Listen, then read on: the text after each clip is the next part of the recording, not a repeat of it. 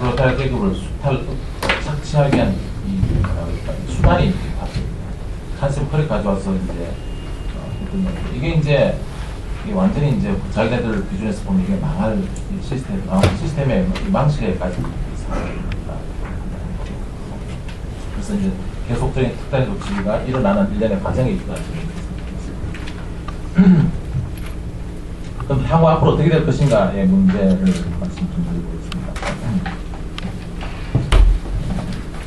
대부분의 지금 북한 전문가들이 예측하다시피 이게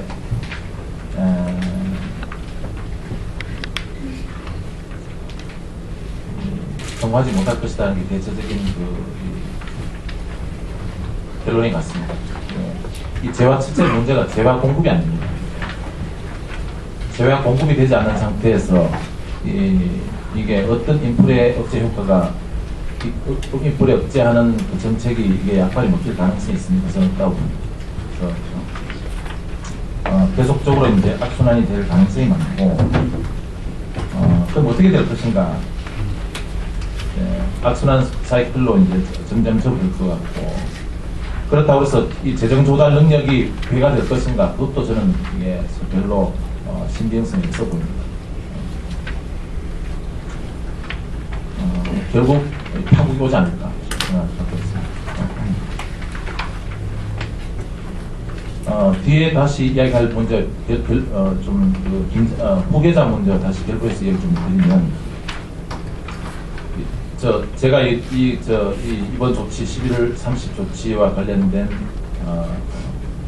전문가들 견해를 이렇게 많이 보니까 이게 이제 후계 구도와 상당히 연관을 지어서 하는 분들이 꽤 있는 것 같아요. 저는 개인적으로 후계 구도와는 전혀 관계없다. 이것은 사회학적 표현이 아니겠습니다만 직접적인 관련이 없다고 저는 생각하고 있습니다. 후계 구도 이것은 저는 이게 이 대가 침몰하는데 지금 그 선장이 누구냐 이것을 따질 문제는 아니라고 저는 생각해요. 지금 그런 위기절명의 위기감을 느끼고 있고, 그래서 후계 구독하는 것은 이미 저는 이게 좀 물밑 아래 지금 가라앉은 게 아닌가 싶은 생각을 합니다. 저는 김정일 개인적으로 앞에서 만나보진 않았지만 저는 이런 생각을 합니다. 저도 아파봤거든요. 저희 부모님도 아파보고 있는데, 이게 이제 본인이 아플 때는 내가 이러다가 누구나 이게 스트로크라 그러면 이건 심각한 병이니까, 야 이러다 내가 죽으면 어떡하지? 내가 죽으면 이거 북한 체제는 어떡하지? 이런 식 걱정을 했을 것 같아요. 근데 딱 좀 이게 어느 정도 낫고 나면 절대 그런 생각 안 합니다. 그래서 김정일의 마음속에 들어가 있지는 않아도 저는 이렇게 생각합니다. 지금은 본인이 이제 건강이 이제 어느 정도 회복되고 나면 건강의 문제는 전혀 신경 쓰기 어렵습니다. 후계자 문제는 아마 본인은 전혀 생각하지 않을 것 같고요. 다만 주위에서 걱정할 것 같아요. 저러다가 지금 건강해 보이는데 저러다 쓰러지면 어떡하지? 주위에서는 걱정을 할 겁니다. 그런 상태라고 지금 현재 북한 상황을 저는 이해를 하고 있고,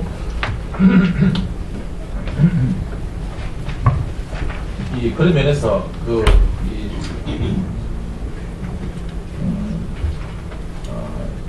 특히 최근에 여러분들 보시면 아시다시피 김경희가 전면에 많이 등장합니다. 현재 수행을 많이 하고, 저게 이제 전체적으로 지금 현재 위기감을 반영하는 게 아닌가 싶어요. 그래서 지금은 후계자 문제, 저는 개인적으로 어떻게 생각하냐면, 후계자 문제 가면 저거는 앞으로도 얼마든지 시작할 거고, 상당한 김정일도 사실은 74년도 어느 정도 권력에 전면에 들어가기까지 등장하기 전까지 한 10년 동안 죽을 고생했던 거 아니겠습니까? 그러니까 지금은 눈에 가시로 보이는 아들 3형제인데 저거는 절대로 한판에 끝낼 상황은 절대 아니라고 보고, 특히 이번 11월 30 조치와 물론 이게 이런 사회적 망의 이 시스템의 망에 관련된 문제, 이것은 안정이 돼야 북한 정권이 바라는 후계 문제 이런 것들도 이제 스무스하게 가져갈 수 있겠지만, 저는 이번 조치하고 이 후계자 문제와 연관시켜서 해석하는 건 상당히 저는 적합한 해석한 게 아닌가 생각합니다.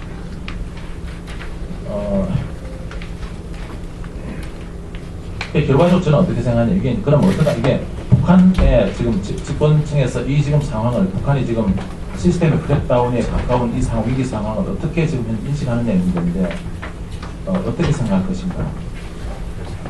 아직 견딜만 하냐?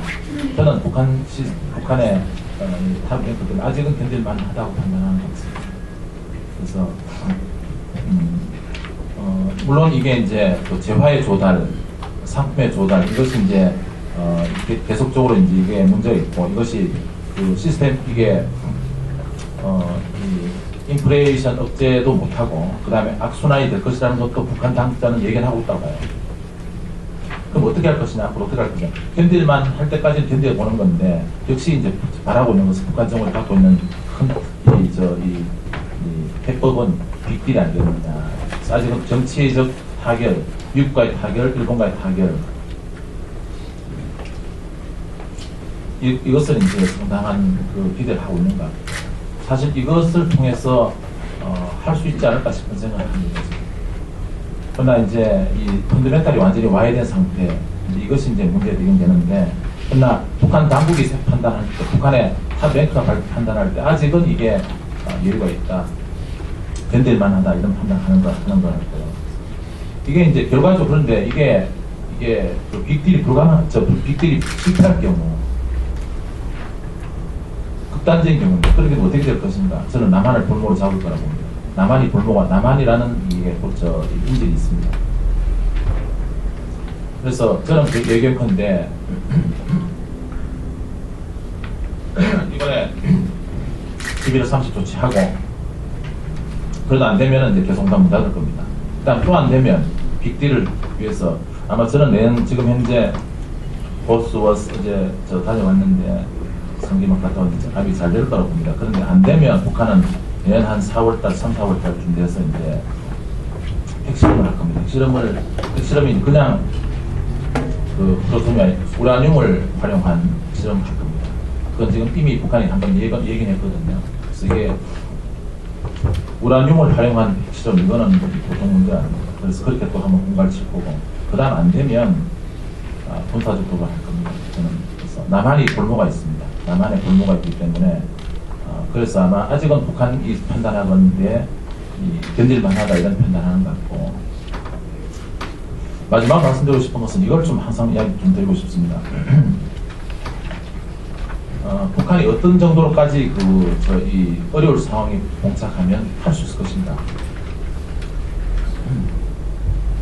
황당엽 쌤 여러분들 최근에 배웠더니만 이제 건강이 상당히 많이 쇠약하실 텐데, 저는 처음에 왔을 때 오고 난 이후에 한 10여일, 한 달쯤 되는 것 같습니다. 그때 배울 수 있는 기회가 있어서 한번 배웠는데, 그때 일성이 그분이 왜 북한에서 나오셨느냐, 왜 남한의 행을 하셨느냐, 일성이 그거였습니다. 북한이 한 방 할 것 같다. 전쟁의 위험성을 이 남한 이 국민들한테 알리고 싶다. 그것을 알리고 싶어서 북한에서부터 너무 싶다라는 얘기입니다. 그래서 이게 지금 내부적인 문제가 잘 풀리지 않고, 이번 조치도 안 되면 아마 개성단 문 닫을 거고, 또 안 되면 자간 빅딜을 위해서 어떤 것도 할 수 있는 게 북한의 시스템이라고 생각합니다. 우선은 이야기 이것으로 마치겠습니다. 네, 감사합니다. 발표 시간을 조금 더 넉넉하게 드렸으면은 아마 좀 더 구체적이고 재미난 이야기가 많이 나올 것 같은데, 시간을 많이 못 드려서 죄송합니다.